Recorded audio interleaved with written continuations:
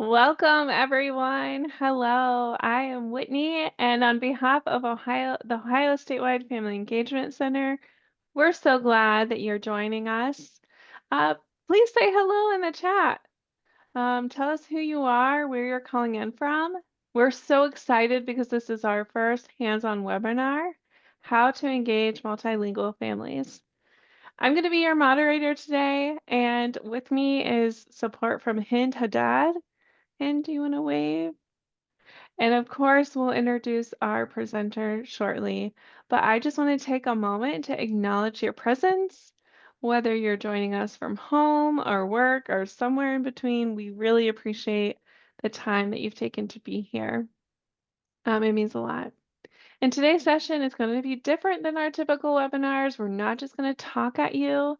We're actually inviting you to actively participate, collaborate, and really dive into the material. So we've designed this session to be engaging and interactive, and we believe that the more you put into it, the more you'll get out of it. So let's get ready. Let's talk about what this webinar is about. So this space is meant to be collaborative, and we hope that you'll feel comfortable sharing your thoughts and be authentic around the challenges of engaging multilingual families. We hope that you'll ask questions and learn alongside one another. We're really hoping that this can be a vulnerable space for learning, and we're here to support you every step of the way. So just lean into this hands-on experience. The thing that we do ask is that you give us your full participation. So that means staying engaged, asking questions, and joining the discussions.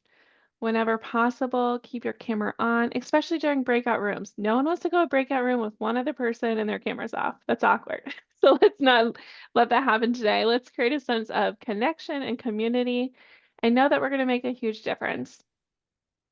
Finally, we hope that you'll actively engage, and in return, we promise that we'll make this an interactive session. It won't be a passive webinar where you'll just sit and listen. We hope you'll learn by doing today, and that you'll take advantage of having real-time support, not just from us, the facilitators, but also everyone in the room.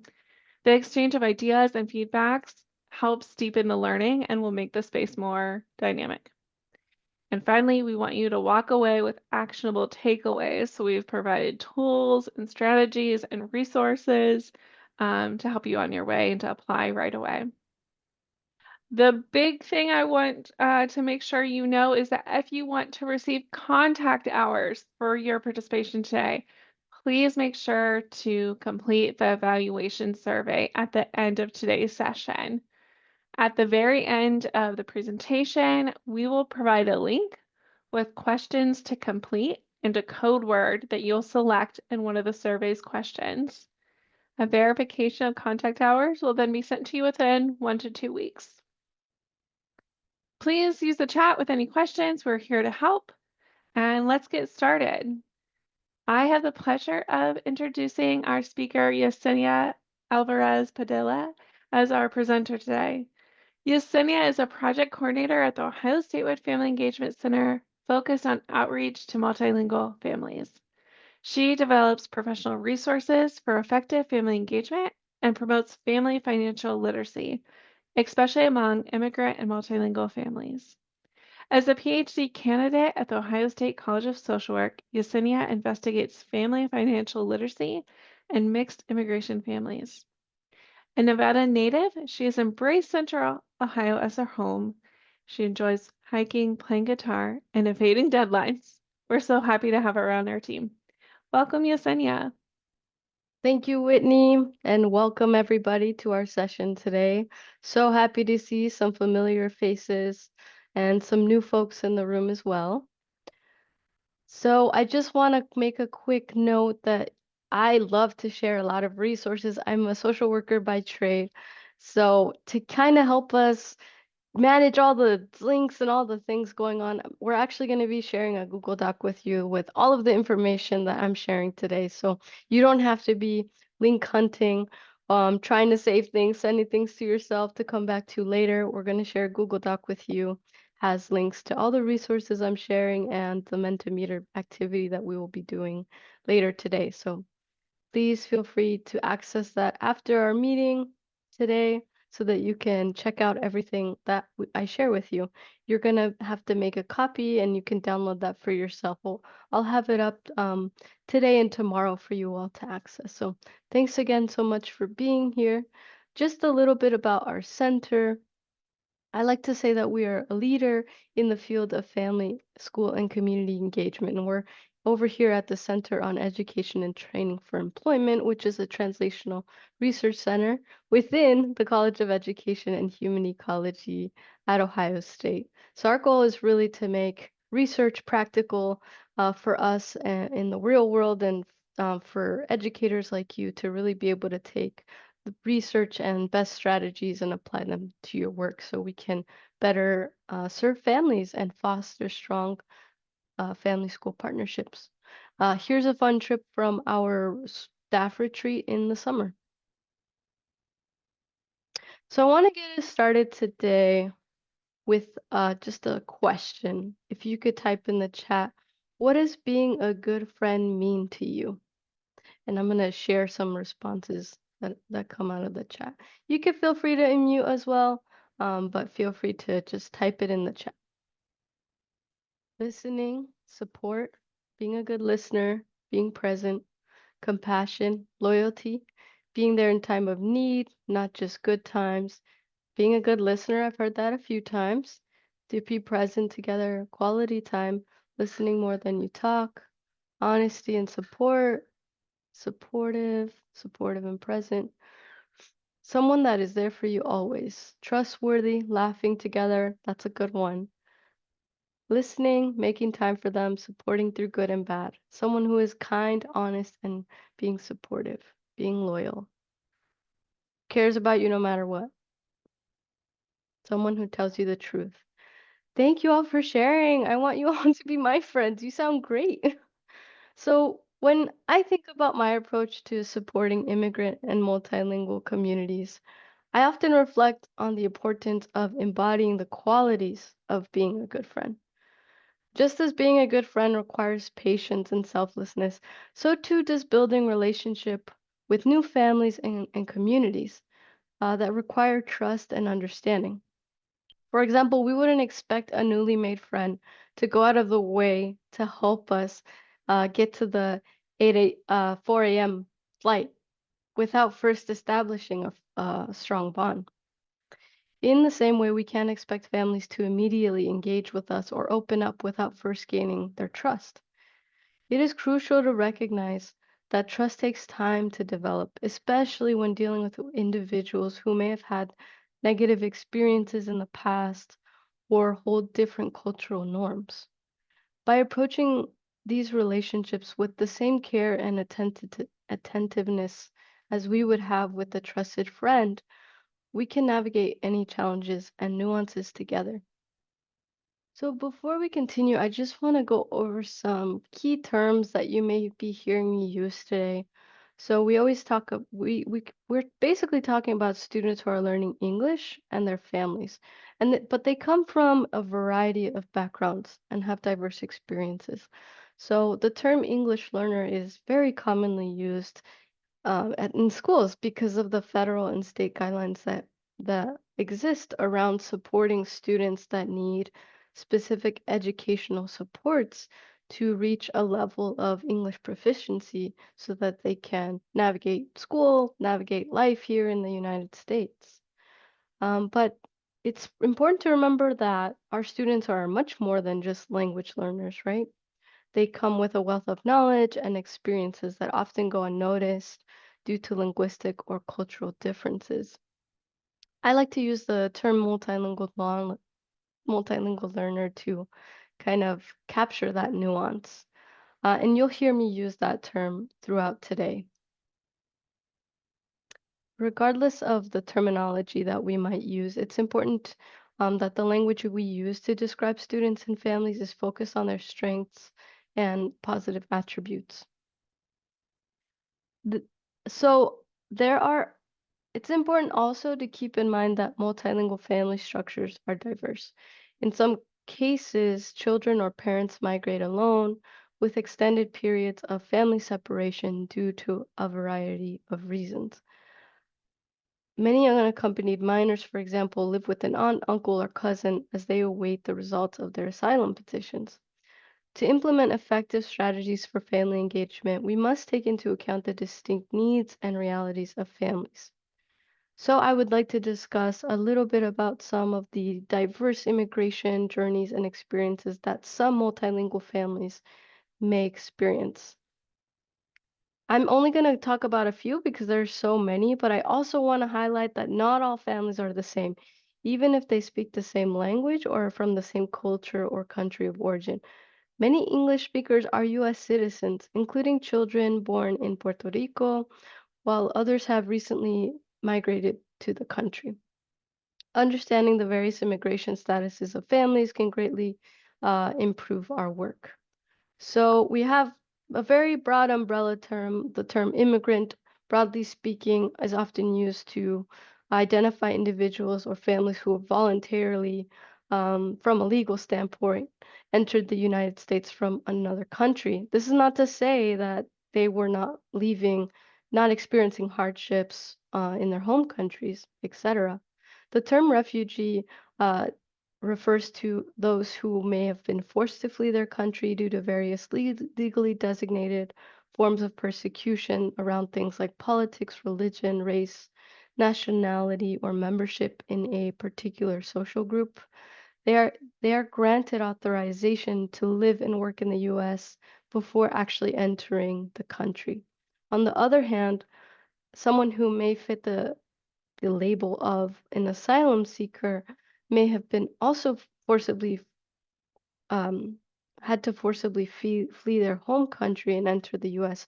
But before entering the U.S., they may not have been granted any protections, and so they are here waiting on a decision on their legal status.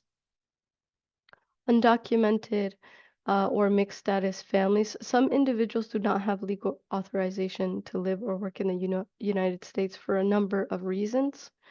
They are often fleeing difficult situations of poverty, violence, or other life-threatening situations, and they simply may not have had the means or the time to wait so many years to receive a protected legal status.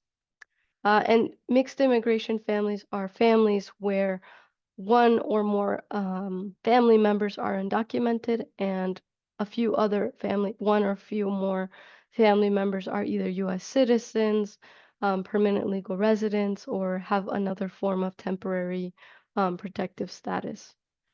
One researcher in this area, Dr. Stephanie Cuevas, argues that educators are just as likely to interact with families who have experienced divorce as they are to interact with families who have mixed immigration statuses. So important to keep that in mind. And humanitarian parole. I'm sorry I'm going through this quick. In Ohio, the designation of humanitarian parole has brought in families from countries like Afghanistan, Ukraine, or Haiti, to name a few. This form of immigration status allows individuals to live and work in the US, but it does not provide a pathway for them to obtain legal permanent residency or US citizenship. And finally, like I mentioned before, unaccompanied youth um, may refer to any child or youth who is not in the physical custody of a parent or guardian. It can also include children who are awaiting immigration proceedings while residing in a local community with a family member or another adult sponsor. School districts are obligated to enroll and provide services to children no matter where they are in the immigration process. This includes when students' immigration case is still in the process and awaiting decision. So in the handout that I shared, the Google Doc, there's actually a link to some resources with more information about these different experiences or immigration journeys that we may see in multilingual learners or families. So with all of that kind of context, I just want to share a little bit about what we'll be covering in our agenda today. We'll be going over our learning objectives, do some work, some discussion around family engagement. We will do some reflection and explore some strategies and resources that I hope will be helpful to you today. So our learning objectives, we're going to reflect, we're going to explore, we're going to have a good time, we're going to be engaged and hopefully come out with some practical steps today.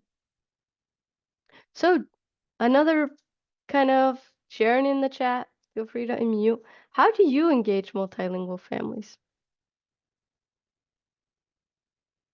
Oh, multilingual texts. I train educators. Awesome. Thanks, Tammy, for the work that you do. Yeah, that's one piece of it. Building a relationship from the start. Registration experience provides a way for them to provide input and communication. 100% agree. Sometimes you can catch a lot of misunderstandings or needs from the beginning. Our EL team uses talking points to message our multilingual families. Awesome. So using different forms of communication, providing information in the language that families use, prefer, understand. Trying to host things in their language. Love talking points, agree. And there's other messaging apps like Remind that I see Marie sharing here. Trying to, yes, multiple languages. Being family asset based. After school events. Yes, I love all of these. I should be taking notes. I engage by meeting with families, talking to them during the week, and checking in on their students using Google Translate. That's so important, getting to know our families. Thank you so much, everyone, for sharing. We offer story time, Spanish story time at our public library, and translate most of the information in Spanish, working on updating signage Spanish and Arabic. That's so awesome. Thank you, everybody, for sharing. We're going to get to share all throughout today. So please keep all these ideas in mind, and I hope we'll keep sharing throughout. So one way to think about family engagement is the dual capacity framework for family school partnerships. So when Tammy Cruz mentioned providing professional development to educators, that's one side of the equation, right? So building the capacity of educators who may not have all of the preparation or tools right at the ready to engage with families, and also promoting families' ability to navigate um, the school system, to be empowered to advocate for their child's needs. And we have process conditions, so the way that we do it or what we do, it should be relational. Someone said asset-based, and so forth. And then within our organizations, we should have systems set up that support these efforts, funding in place if when possible to create events, to translate materials for families, etc. We also want to think about policy and program goals that support this building of capacity and so forth. Um, and we want to also ensure families are a part of that, these strategies. And but at the end of the day, we want effective partnerships that support student and school engagement. And that's what we're going to be talking about today, because we know that when families and schools work together, students have better outcomes, and simply put, they deserve to have just as good an education as anyone else. And our families come with so many strengths that we can cultivate and foster and support. So we will get into depth here about all of that. I wanted we can also think about the process and strategies. We can think about it that way as well. And in their book, Dr. Manisha Bahaj adopted a framework from the 2016 U.S. Department of Education's newcomer toolkit that I kind of took a screenshot of here.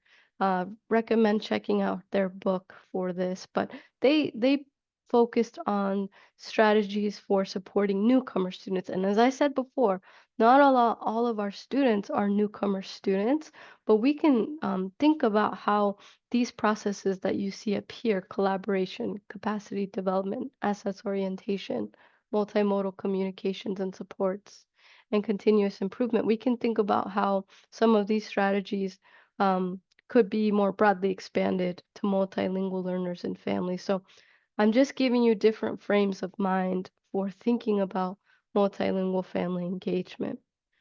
And so we'll get into more of, you'll actually hear about some of these strategies throughout today, but I just wanted to show you kind of where I'm borrowing from as I think about this work. So, as I said, there are many ways to think about and frame the work around multilingual family engagement. And I think that one way we can also think about it is with the family engagement core competencies. The process and strategies I just showed you line up nicely with these competencies. So the core competencies were developed by the National Association of Family, School, and Community Engagement and other partners to outline the knowledge, practices, and dispositions of family-facing professionals. The competencies are organized into 4 domains, which are reflect, connect, collaborate, and lead. And the practices surrounding each domain are aligned with equitable family engagement for all families. So I'm going to frame our conversation today around these domains, hopefully provide some examples for you and a starting point to think about to frame your work as we kind of work together to support families. So when we think about reflecting, it's important to reflect, right? We want to examine, respect, and value the cultural and linguistic diversity of families and communities, and explore and honor with families how children develop, grow, and change from birth through adulthood. We want to embrace equity throughout our work. We want to look inward and consider how our own beliefs, experiences, or biases affect our work, as well as how history or the social context that we're living in impacts systems that influence family and community engagement. It can sometimes help us explain why it's hard to sometimes connect with families, right? There's historical and social pieces that we cannot ignore when we think about working with families. And it's crucial because we can't assume every family is the same. It's important to constantly reflect on our practices. How do we define the success? How are we deciding what is a meaningful interaction? Is that something that we are deciding for families, or are we considering families' cultural orientations or perspectives? We should consider asking families and students how they define success. What do they consider to be a positive or successful interaction with the school or with educators? So, one way that we could think about one tool for reflecting that I like to use is the Core Competencies Reflection tool, also created by NAFSKI in partnership with us. So we're gonna again, this reflection tool is also organized around those 4 domains of reflect, connect, collaborate, and lead. Each domain has its own set of, you could say, prompts or items for us to reflect on that are built around those domains. And there's 4 rating scales, beginning, developing, skilled, and accomplished. So beginning, you're kind of just starting out, may have a deficit-based view of families. You may think of family engagement as school-centric. When you're developing, we may be starting to recognize the role of families, so on and so forth. Accomplished is where we may have an asset-based view of families. We see family engagement as something strategic that we embed in all of our work, and we may also move beyond just giving to families, but working with families to co-collaborate and co-create and um, support families' ability to advocate for their needs and their child's learning. So what we're going to do next is jump onto Mentimeter, and we're going to practice using the reflection tool, using 4 items from one item from each domain. So jump onto Mentimeter. We have the link in the chat with the code. You can also scan the QR code on the screen.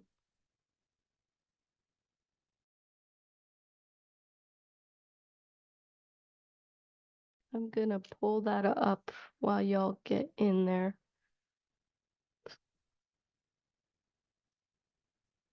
All right.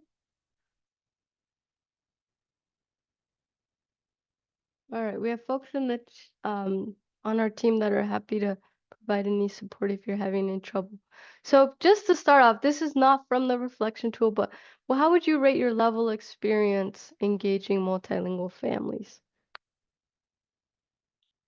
I love seeing the range of experiences, folks that may be an expert and folks who may just be starting out. There's always something to learn, and I appreciate the folks here who may say they're beginners, because it can be kind of tough and challenging and scary to do something new or have to um, adjust our practices. We've got a lot of folks in between here, so just starting, intermediate, expert. All right. Thanks for answering that. I'm going to move on to the next question here. So this is from the reflect domain. Uh, the prompt is considers demographic and cultural characteristics when engaging families in services, programs, and learning experiences. Where would you rate yourself on that one?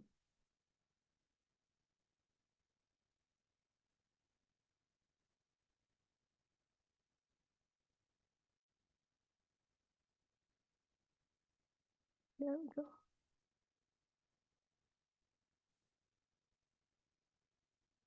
Beginner.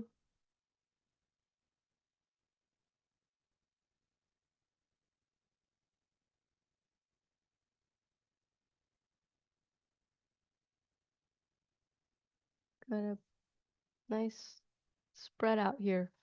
Someone said 4.5 out of 5.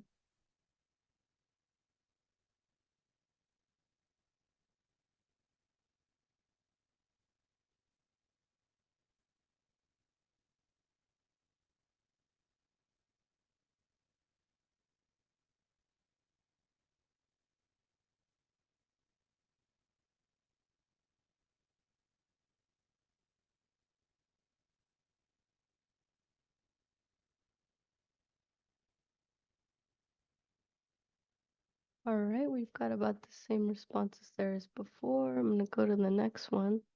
There we go. This is from the connect domain. The prompt is utilizes different modes of communication that are regular, personalized, proactive, and responses to circumstances of all families. We've got quite a few under developing. It is mostly there. Got a few folks on skilled beginning.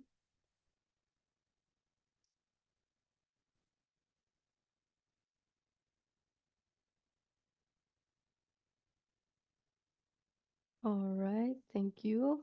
Lots of folks in developing there. Oh, let's see what's happening here.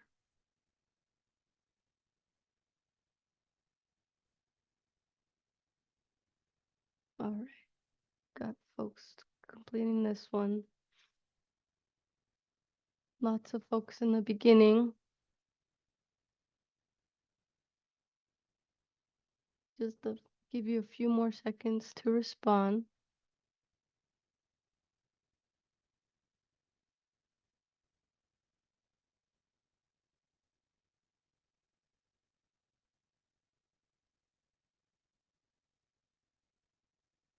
All right, I'm gonna jump to the last one here. Lead cultivates families' knowledge and skills to participate fully and equitably in decision-making processes.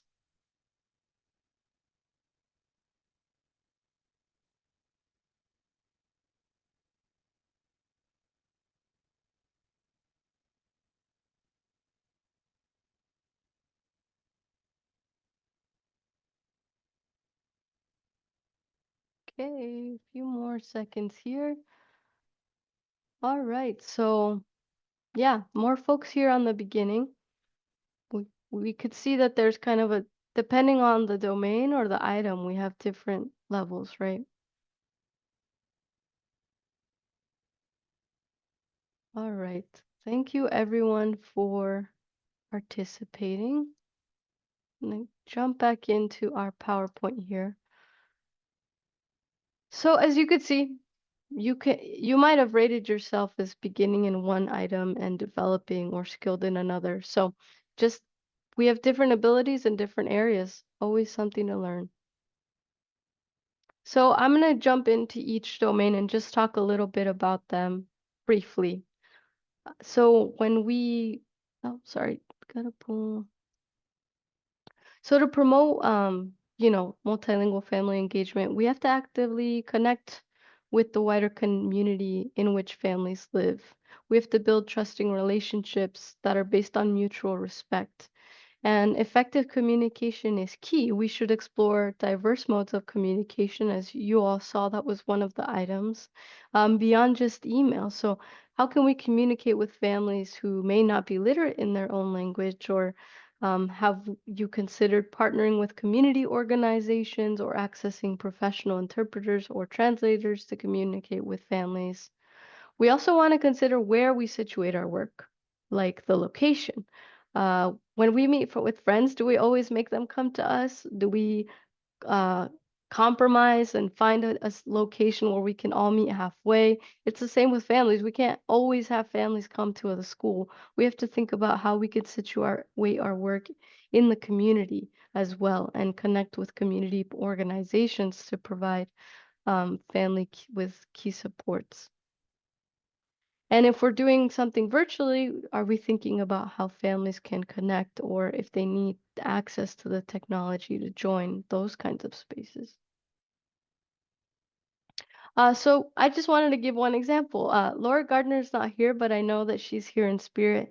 I attended the cultural immersion event that was hosted by the ESC of Central Ohio and led by Laura Gardner from Immigrant Connections. And this is just one example, more focused on professional development, but um, essentially educators and we were able to visit various organizations and local businesses with a focus on supporting the Latino community and families. And we had the privilege to hear directly from students and community members about their experiences, allowing us to gain insights on how we can better serve Latino families. What stood out the most to me was the intentional design, which is what I want to highlight when we're thinking about connecting with families. The guides were all actively involved in the Latino community and had personal experiences as multilingual learners. We were entering community. We were not having them come. We weren't having the organizations come to the school or a school. We were going out to the organizations and learning from them and entering spaces in a culturally responsive way because our guides and everyone who was involved with planning the event were a part of the community and had input on how things were done.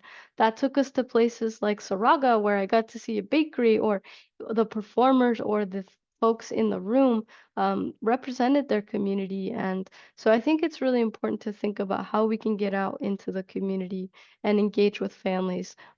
This is just one example, kind of focused on professional development. Just providing that platform to families to share about their experiences and doing so in a culturally responsive manner. Yes, she also held some up in Cleveland for the Ukrainian community. But just one example about how we can go out into the community and connect with families or community members. We also want to talk about collaborating with families. We must partner with families around student and learning and development. How can we leverage connections and relationships at the school to co-construct and develop curriculum, programs, services, and policies with families? We should consider partnering with local organizations again that serve multilingual families. One example, when we can work together with families and community to offer curriculum, right? One example is the Whiteley Institute on Community Engaged Teacher Preparation. So in addition to preparing educators to work with families, they also put together a collection of books that celebrate the cultural richness of the community. The books were chosen by community members themselves, so they got to vote. Parents and students voted on the books that they wanted to see included. And the books were then shared throughout the community in places like schools, libraries, churches, and other gathering spaces to promote literacy and showcase the cultural wealth of the Black community in this area.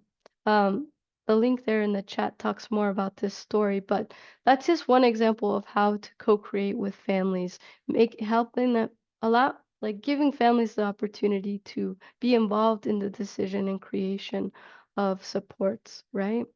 Another example that I mentioned the cultural immersion event earlier, is um, some examples that educators gave themselves. So I can't recall all of the districts that were there, but some folks talked about in their district that they saw some students and families naturally connecting and trying to support each other. So they created added opportunities for students to become peer mentors, newcomer students to become mentors when they were further along in their journey, to connect with newcomer students. And they also created policies for students who were newcomers, for instance, to get out of class a few minutes early so that they could get to the next class, because they were just navigating the school building, learning a new language, learning how to use a locker, little things that we might take for granted that a multilingual student may still be getting acclimated to.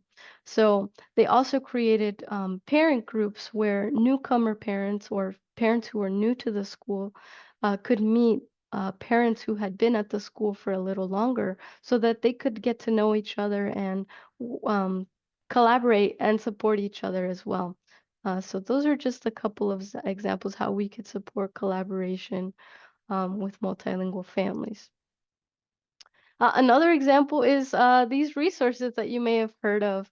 We collaborated with the Department of Education to create various resources. The Family Roadmap covers educational topics in many languages and basically provides families with a nice with nice information that's covers different topics like education, attendance, etc. And the Administrator Resource Kit is more focused on providing support to administrators for developing, creating, sustaining English learner programming. And the instructional roadmap is all about how we can support students in the classroom, whether it's general education or in another space. But because of time reasons, we're going to focus on the family roadmap. I'm keeping um, we're I'm already a little bit behind on time, so we're gonna spend some time looking at the family roadmap and chatting together. How many of you have already looked at the family roadmap? I know a few of you in the past have seen this resource. Feel free to let me know in the chat. And Dana, to answer your question about the languages, it's currently available in 8 languages. We are working on getting it into more languages with the department. Hopefully doing that by the end of the year. So a lot of folks have already seen it. Do we want to look through it again or skip?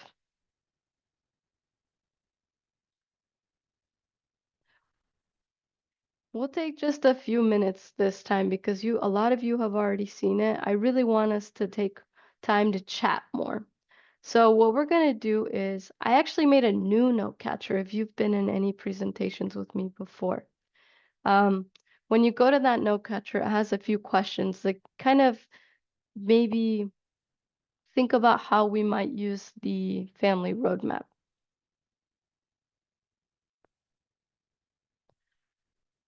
So what I'm going to do is, because a lot of folks have already seen it, we're actually just going to take a few minutes on our own to just get a refresher. And then then we will be in breakout rooms just to talk a little bit more about our ideas.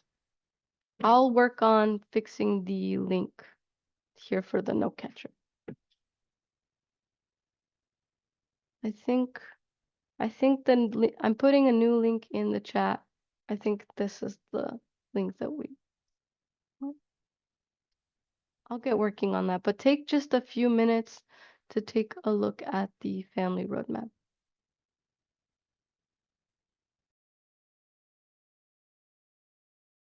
There's a new link in the chat.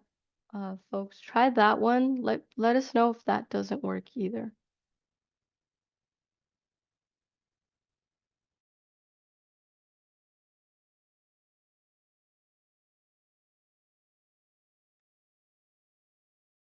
All right, folks. So I know some folks are having trouble accessing the note catcher. We're going to actually get into some breakout rooms and just talk about, for those who have already seen the family roadmap, how are you using it currently? And for those of you who may still be new to the family roadmap, how might you use it, or how do you see it supporting your current family engagement efforts? We'll just take some time here to brainstorm and share our experiences. So we're gonna get some breakout rooms going here. This is the only one we have today, so please share, be engaged, use this time to learn from each other. We're gonna get those going. We'll be there for a few minutes, about 4 to 5 minutes, and we'll come back.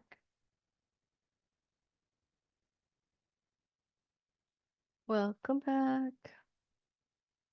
Welcome back.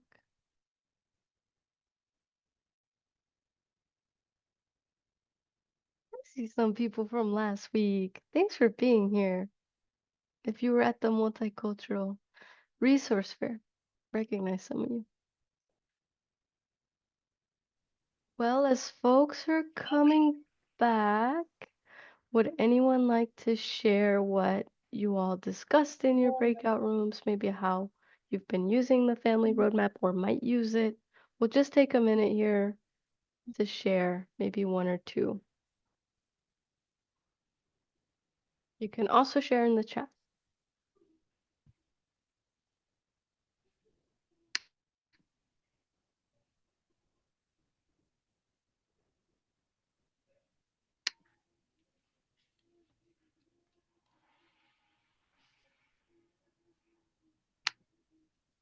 Anybody want to share a takeaway from their breakout room?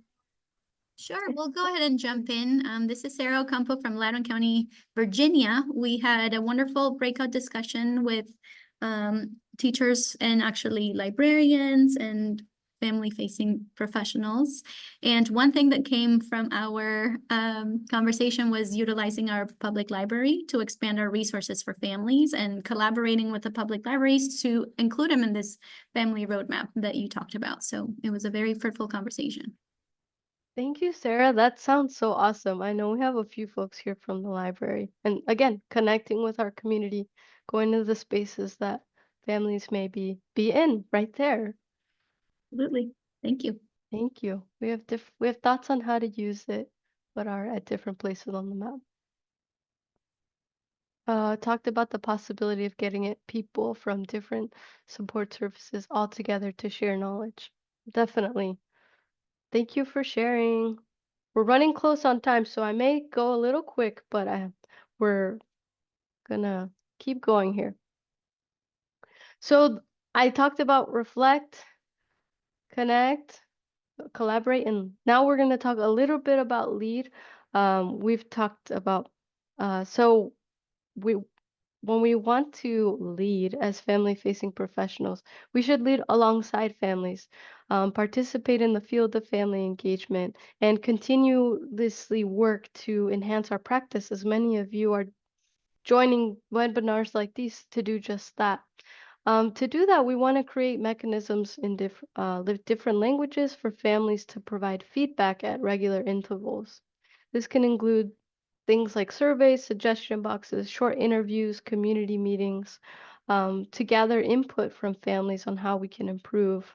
For instance, if we're trying to help families balance competing demands, so if families tell us there's conflicts with work schedules, how can we be responsive to families' needs?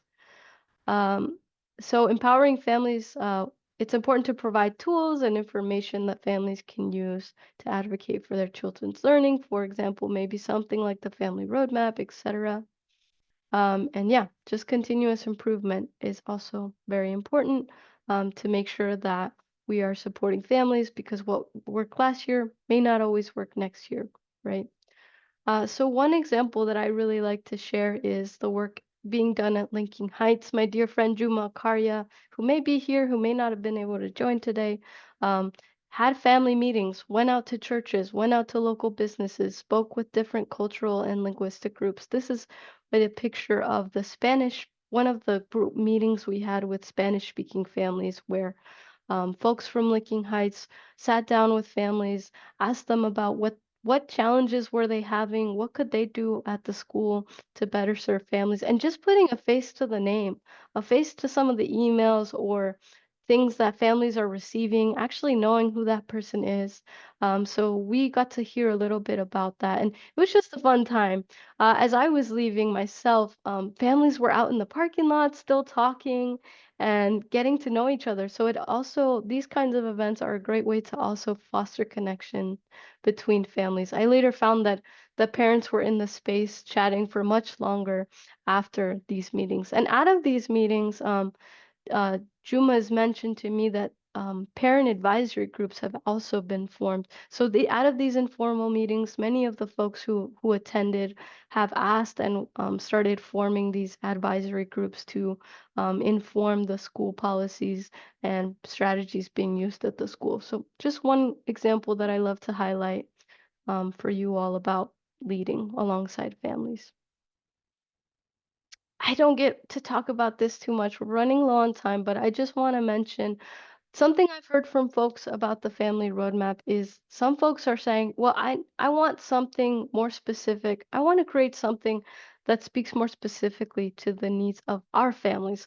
Maybe it's a very specific policy around transportation or about your bus routes in your district. And if you are so inspired to do so, I just wanted to share that we want to think about how we're writing for families. That's kind of a big lesson that I learned working on the Family Roadmap project. And there's a link to the Writing for Busy Readers website, but just consider these 6 principles should you go forward in creating, crafting information for families. So just want to invite you to check out those principles. Um, so just briefly, we want to think about less is more. You want to make it easy for families to navigate the information that you share. You want to emphasize why it's important. We want to make it easy. So for the family roadmap, we tried to keep things at a 5th grade reading level, for instance. Tried not to use idioms, tried not to use analogies, tried to make it very accessible and helpful for families.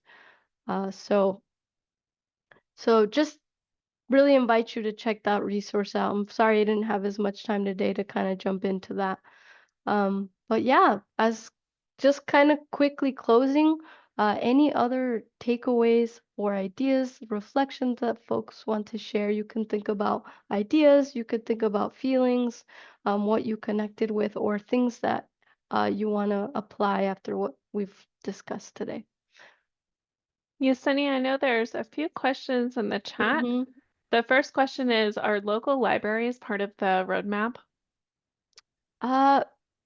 Could you tell me more about what you mean by are they part of the family roadmap? Like, do we have information about local libraries?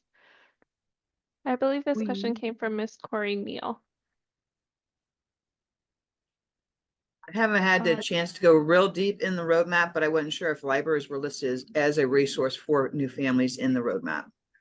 So I think it's there's a section about like programs and supports outside of school, and we do talk briefly about how public libraries can be a great resource for school supports, things like tutoring, but we don't connect. Well, I can't remember, but yeah, we mentioned libraries briefly All right, thank as a you. resource. The other question came from, let me scroll up. Tanya suggested that we need to create a larger network of professionals to support multilingual students and families. Yesenia, are you aware of a network like this that folks can join? Yes, the multilingual advisory group that our center is hosting to continue this work beyond the family roadmap. I'm writing my email in the chat so folks can reach out if they're wondering. There's a few others if folks want to share in the chat as well. Thank you. I'm gonna I jump to this. Uh-huh. I just noticed that some folks are having challenges with the Google Doc if they don't have a Google account. So what we'll do is when we post the recording, we'll make sure that we also post all those resources as well as Yesenia's PowerPoint presentation for folks to dive in to all of the resources that were shared today. Let's jump into this. So, as we mentioned before, if you would like to get contact hours for today, you're going to be asked a word, a special word, and the word is collaborate. So please feel free to go and please give us your feedback. You can join the link in this. There's a survey to the link. There's a link to the survey in the chat. And there you will be able to provide this word to receive contact hours for your time today.